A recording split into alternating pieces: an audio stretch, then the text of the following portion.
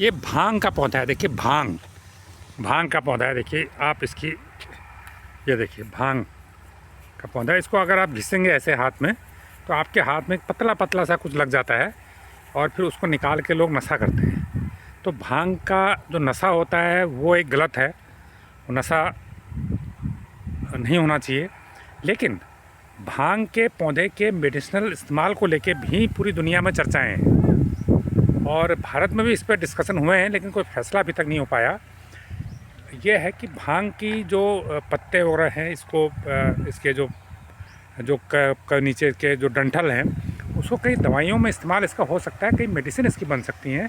ये इस पर विचार विमर्श चल रहा है। और भांग को लेकर एक ये हुआ था कि इसे क्या खेती को इसको अलाउ किया जाना चाहिए, और इसकी खेती अभी ऑफिशियली अलाउ नहीं है। कुछ सिलेक्टेड एरिया को छोड़ के जहाँ पर बहुत पहले से खेती अलाउ है, लेकिन वहाँ पे जो उत्पादन होता है वो नारकोटिक्स कंट्रोल ब्यूरो को ही सप्लाई हो सकता है और किसी एजेंसी को वो नहीं बेचा जा सकता है।